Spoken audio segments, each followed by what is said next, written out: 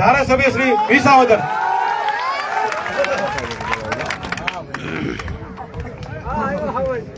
આજે ઉમણિયાવદર ગામમાં એકઠા થયેલા આપ સૌ ગામજનો, યુવાનો, વિશેષ જેમની ઉપસ્થિતિ નોંધ લેવા જેવી છે એવા બહેનો, કેમ કે થોડીક સંખ્યા ઓછી પણ તોય બહેનોની હાજરી છે એ બહુ મોટી બાબત છે. એટલે એવા બહેનો બધા, અલગ અલગ ગામમાંથી પધારેલા સરપંચશ્રીઓ, સરપંચે જાહેરમાં આવા આંદોલન ટાઈપના કાર્યક્રમમાં ઉપસ્થિત રહેવું એ જરાક ધર્મ સંકટ ટાઈપની બાબત હોય, છતાં પણ સમાજના પ્રશ્નમાં ઉભા રહે એ બહુ સારી બાબત કહેવાય. એટલે તમામ સરપંચશ્રીઓ,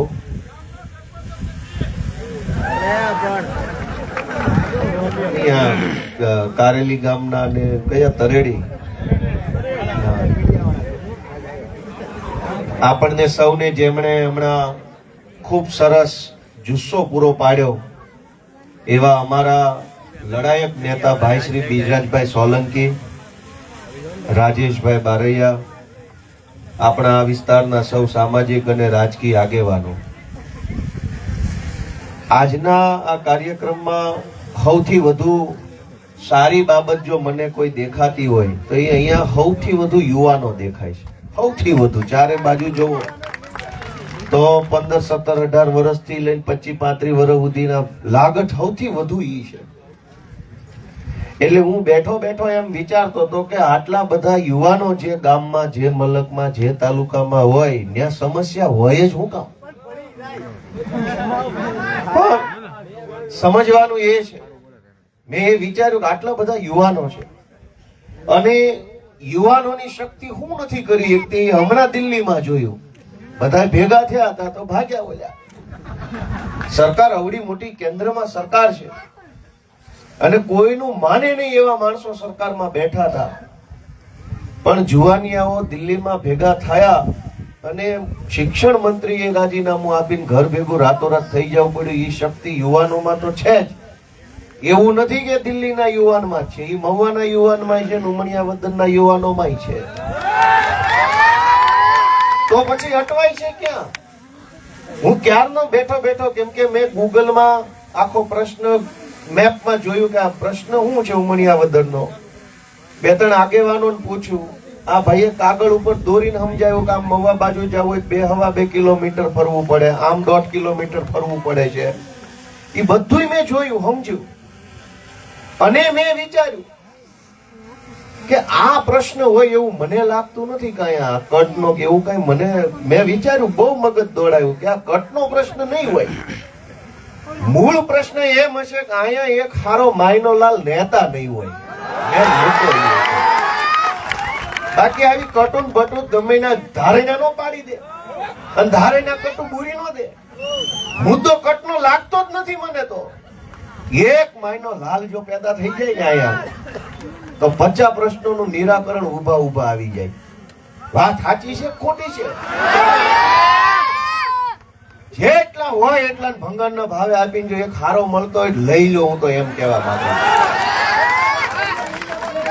કેમ કે ભાઈ લોકશાહી આ હમણાં 15મી ઓગસ્ટ ગઈ, દેશ આઝાદ છે એની ઉજવણી ગામડે ગામડે ધ્વજવંદન કરીને કરી. ગર્વ સાથે આપણે એમ કહીએ કે આપણે આઝાદ દેશના નાગરિકો છીએ. અમારો દેશ આપણા દેશના મહાપુરુષોએ આઝાદ કરાયો. આવું બધું એક દી સવારમાં 8 વાગ્યાથી લઈને 10 વાગ્યા સુધી લાગે. 10 વાગ્યા પછી રોડ ખાતાના ગુલામ, વીજળી ખાતાના ગુલામ, પોલીસ ખાતાના ગુલામ, પાણી પુરવઠાના ગુલામ, ગુંડાઓના ગુલામ. 10 વાગ્યા સુધી આઝાદી રહે. 10:30 થી ગુલામી. વાત સાચી છે કે ખોટી? દોસ્તો, જો રોડ ની અંદર કટ પાડવા જેવી બાબત માટે અવડું મોટું ગામ ભેગું કરવું પડતું હોય તો અહીંયા બીજી તો વાત ક્યાં આશા રાખવી?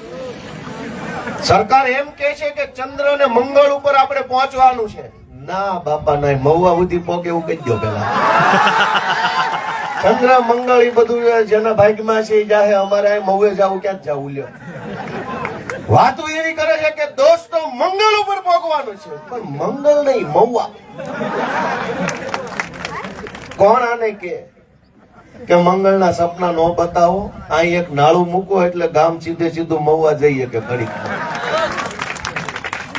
પણ લોકશાહી એટલે હું લોકોની ઈચ્છા, લોકોની મરજી, લોકોની જરૂરિયાત પ્રમાણે સરકાર કામ કરે એનું નામ લોકશાહી.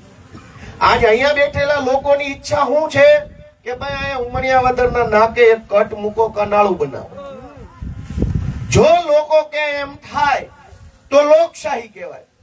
તમે કયો એમ થાય છે તો હું કહેવાય અમિત શાહી. તમે કયો એમ થાય તો લોકશાહી, તમે કયો એમ ન થાય તો અમિત શાહી.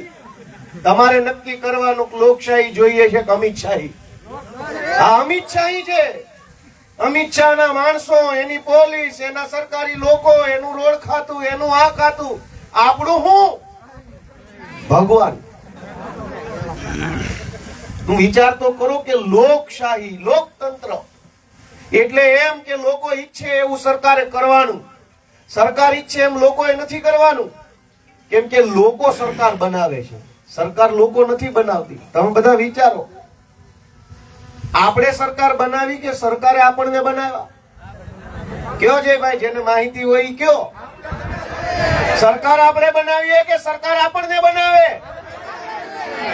આપણે પહેલા સરકાર બનાવીએ, પછી સરકાર આપણને બનાવે. આમ વાત ચાલે છે. આમાં લોકશાહી ક્યાં આવી? અને એના કરતા મોટી વાત કે ભાઈ આ રોડ મહુવા એક આમ બાજુ જાય ને આમ ભાવનગર જાય ની કટ પાડો એમ કેવા 5000 જણા ભેગા થયા છે.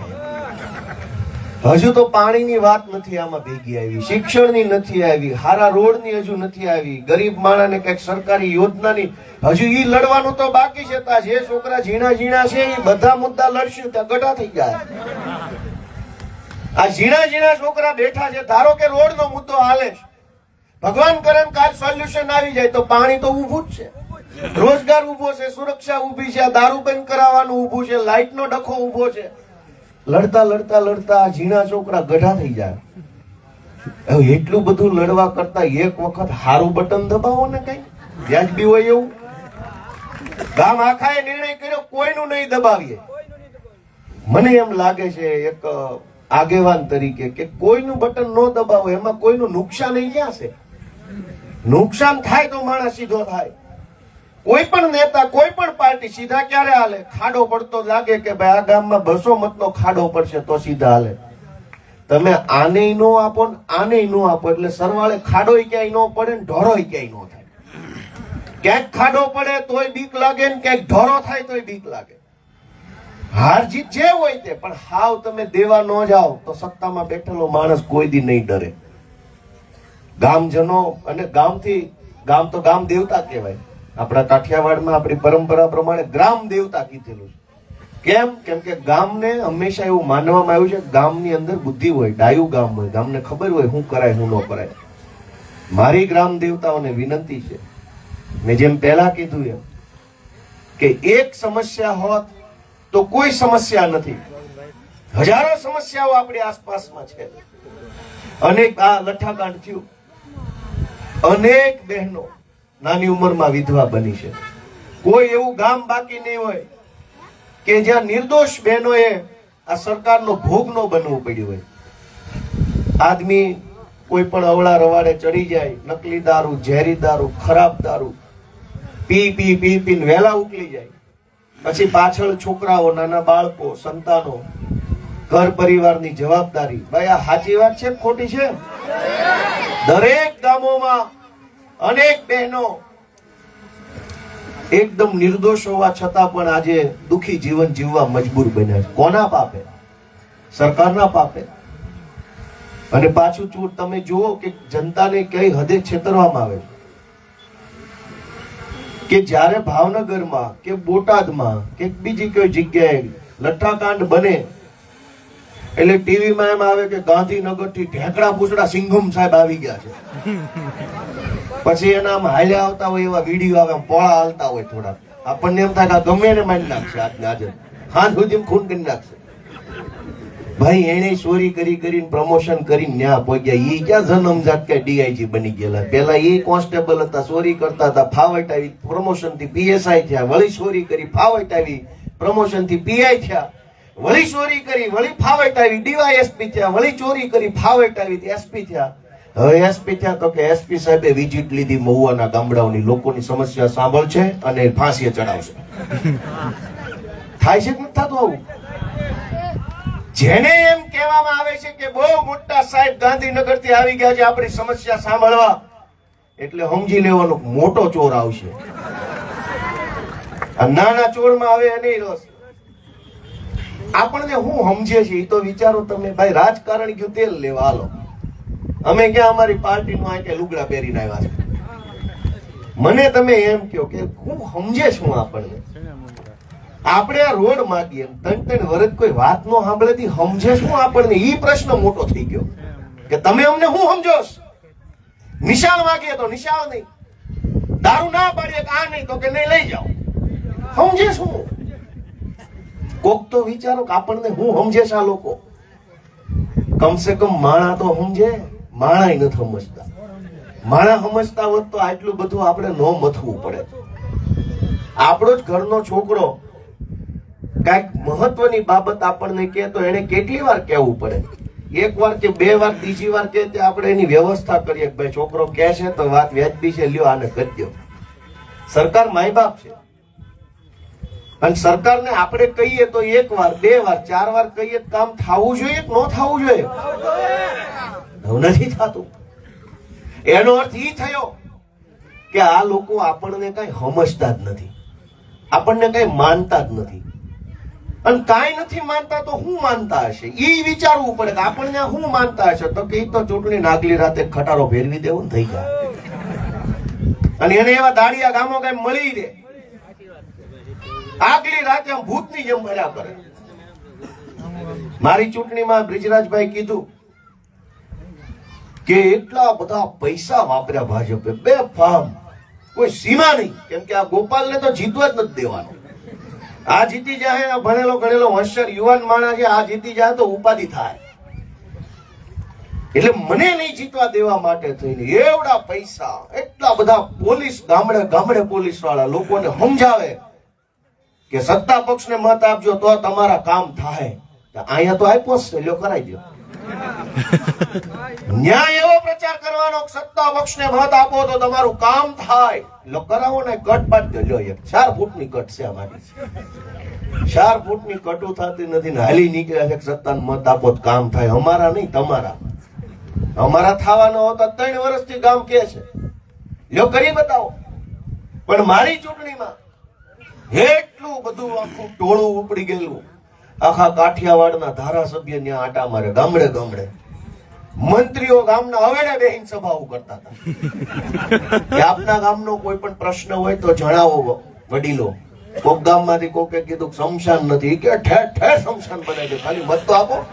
લે હા આવું હાલતું એ કે અમારી સરકાર છે, ગામ લોકો અમને મત આપશે તો ઠેર ઠેર શમશાન. ઠેર ઠેર શમશાનમાં કઈ બાકી રહી ગયું? આ લઠ્ઠાકાંડમાં ઠેર ઠેર જ થયું શમશાન. દોસ્તો, હું તમને એટલી વિનંતી કરવા આવ્યો છું કે સમસ્યા એક જ છે કે આપણી પાસે હારો આગેવાન નથી. આખા ગુજરાતની આ સમસ્યા છે. ઘણીવાર કામ કદાચ ન પણ થાય, પણ વાત સાંભળે એવો માણસ તો હોવો જોઈએ. ઈ ન હોય, અહીંયા તો ઈ નથી. કોક માણસ કઈક આપણી વાત સાંભળવા વાળો તો હોવો જોઈએ. એનું નામ તો લોકશાહી. સાંભળવા વાળા નથી. ઉલટાનું આ સભા થાય એની પહેલા દબાવવા વાળાના ફોન આવજો, જો આ સભામાં જાતા નહીં, પાછા કામ નહીં થાય. નથી થતું એટલે સભા રાખી છે.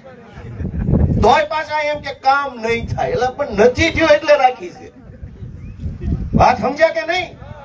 તમે આ સભામાં જાશો સરપંચોને કે તો કામ નહીં થાય, એટલે પણ નથી થયું એટલે સભા રાખી, તોય કે નહીં થાય. કેટલા હોશિયાર માણસો છે. તમે સભામાં જાશો તો પછી પાછળથી અમારી જવાબદારી નહીં આવા ફોન કરે, આડકતરી ધમકી કે અમારી જવાબદારી નહીં. પણ તમારી જ જવાબદારી હોય તો કરો, કડ લ્યો. અને તમારથી કડ નો થાય આડા હોઈ જાવ એટલે અમે ઉપરથી આમ ગાડી હાકી આડા હોઈ જાવ. હા હાલી નીકળ્યા. આપણે એટલું વિચારવાનું છે કે આપણી પાસે એક સારો આગેવાન નથી. વિચાર તો કરો. એક પ્રશ્ન હોત તો કોઈ પ્રશ્ન જ નથી, પણ અહીંયા તો પ્રશ્ન હજુ તો આ વરસાદ આવ્યો નથી. ઈ પ્રશ્ન તો માથે ઉભો છે, જળુંબી રહ્યો છે. આપણી દેશી ભાષામાં જળુંબે છે. આ ક્યાં વરસાદ આવ્યો છે, ક્યાં પાક થવાનો છે? આમના હજુ 15 થી મહિનો આવ્યું તો કોઈના ઘરે કઈ ઘઉંના પૈસા વધવા નથી, કઈ નવો પાક પાકે એમ નથી, મોલાજ થાય એમ નથી. પશુપાલન કરતા હોય એને તકલીફ પડશે, ખેતી કરતા હોય એને તકલીફ પડશે, અને જેને ઘરનું ખેતર નહીં હોય કોકના ખેતરે મજૂરી કરતા હશે એની તકલીફની તો વાત જ જવા દેવું. માથે મોત ઉભું છે. પણ જે કોઈ સાંભળવા વાળું તો પ્રશ્ન રોડની કટનો એક નથી, પ્રશ્ન 100 છે, પણ એક માયનો લાલ નથી ને એ સૌથી મોટી ઉપાધિ છે. હવે ભગવાનને પ્રાર્થના કરી કે એકાદો હારો ખોળાનો ખૂનનાર દે અહીંયા, તો મવવાનું કઈક સારું થાય. મને યાદ છે, હું તો છું ભાવનગર. એક જમાનામાં મહુવા છે ઈ કાશ્મીર કહેવાતું ગુજરાતનું. હવે અહીંયા જેટલા વેપાર ધંધો કરે એવા હતા એ વૈયા ગયા. વૈયા કોણ? તો કે અંધભગત ભાજપ. દારૂ વેચનારા, જમીનો બચાવી પાડનારા, ગુંડાગીર્દી કરનારા, નાની નાની વાતમાં ધોકા લઈને નીકળી જનારા. આમાં હારા માણે રહેવું કેમ? અને પોલીસને ફરિયાદ કરો. હમણાં મને તો ખબર છે, મેં નોકરી કરી છે. ધારો કે તમે બુટલેગર તમારા ગામમાં દારૂ વેચે છે, ફરિયાદ કરો એટલે પોલીસ ઓલા બુટલેગર ને કે ભાઈ અમને કઈ વાંધો નથી, પણ આ રમેશભાઈ હક નથી લેતા. વાત સાચી છે ખોટી? તમે એમ કહો કે મારા ગામમાં દારૂ વેચાય છે, તો ઓલો પોલીસ બુટલેગર ને એમ કે ભાઈ અમે તો તારું ભાઈ પેટ ભરાતું હોય ને રોજી રોટી હાલતી હોય તો વાંધો નથી, પણ આ તારા ગામના રમેશભાઈ બહુ કાગળિયા લેખ કરે એટલે બે બાધે. આવી પરિસ્થિતિ છે કે નહીં? આ કોણ બદલશે? ધારો કે કાલ અહીંયા રોડની કટ બની જાય, હાલો પછી હું દુનિયામાં કોઈ પ્રશ્ન નથી આપણા જીવનમાં? પછી આ ગામમાં, અહીંયા સમાજમાં, લોકોમાં કોઈ પ્રશ્ન નથી? પ્રશ્ન છે જ. એનો જવાબ કોણ આપે? એક સારો નેતા ક્યાંકથી લાવવો પડશે, અને એના માટે આ જુવાનિયાઓએ જવાબદારી લેવી પડશે. હું પોતે સરકારી નોકરી કરતો તો પોલીસમાં કોન્સ્ટેબલ. એ ઓહો સિસોટી વગાડ્યા કરતા, હાથ પડે 500 હુસતા. પણ કીધું નહીં, એમ નહીં હાલે. જવાબદારી લેવી પડશે. ભાઈ મને 2012 માં નોકરી મળી ગયેલી. હાવ 21-22 વર્ષનો હતો ત્યારે તો સરકારી નોકરી લાગી ગયેલો, અને પગાર આવે અને પછી જેવી ફાવડ એ બધી વ્યવસ્થા હતી. પણ મેં એ કામ ન કર્યું. મેં એમ વિચાર્યું કે આટલું આપણી નજર સામે ખોટું થઈ રહ્યું છે, સમાજ બરબાદ થઈ રહ્યો છે, લોકો દુખી થઈ રહ્યા છે, જુવાનિયાઓની પાસે કોઈ રસ્તો નથી વધ્યો આગળ વધવાનો, અને આપણે કઈ દંડો લઈને દોડ્યા જવાય ઊંધું નાખીને. અમે નક્કી કર્યું કે જવાબદારી અમે લેશું, જે થવું હોય થઈ જાય. ફાંસીએ ચડાવે તો ફાંસીએ, જેલમાં પૂરે જેલમાં. અને સરકારી નોકરીમાંથી રાજીનામું મૂકીને રાજનીતિમાં આવ્યો. નવો આવ્યો ત્યારે ઘણા મેણા માર્યા, કહે આ તારું કાંઈ હાલે નહીં, હાલી હું નીકળ્યો. કીધું કાંઈ વાંધો નહીં, અમારું અમથું ક્યાં કાંઈ હાલતું કાંઈ, અમારું ક્યાં રાજ હતું, મારા બાપા રાજકુમાર હતા તે વળી નહીં હાલે. તારું કાંઈ નહીં હાલે. કીધું નહીં હાલે, અમથું ક્યાં અમે કે એમ થવા માંડે છે. પણ સંઘર્ષ કર્યો, સંઘર્ષનો રસ્તો પસંદ કર્યો, મહેનત કરી, ડર્યા નહીં, ડગ્યા નહીં, અને કીધું કે જવાબદારી અમે અમારા ખંભે લેશું, જે થવું હોય થાય. જવાબદારી લેતા ગયા, આગળ વધતા ગયા, અને વિસાવદરના લોકોએ આશીર્વાદ આપ્યા તો ધારાસભ્ય બની ગયા.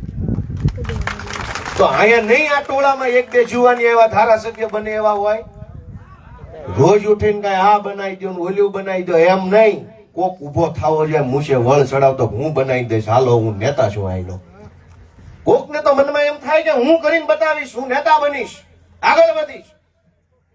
કોકે આગેવાની લેવી પડશે, કોકે જવાબદારી લેવી પડશે, કોકે એમ કહેવું પડશે કે ભાઈ રાજનીતિમાં જઈશ, તમારે મને આશીર્વાદ આપવાનો છે ને હું કઈક કરીને બતાવીશ, તો આપણા પ્રશ્નોનું નિરાકરણ આવશે. ગામડે ગામડે એટલા બધા પ્રશ્નો છે, એટલા બધા પ્રશ્નો છે, એની કોઈ સીમા નથી, અને સાંભળનારો કોઈ નહીં પાછો. ધારો કે અહીંયા આપણે આ નાળું બનાવવું કે કટ પાડવાની વાત છે, કોક એમ તો કેવો જોઈએ કે નહીં બને, જાઓ.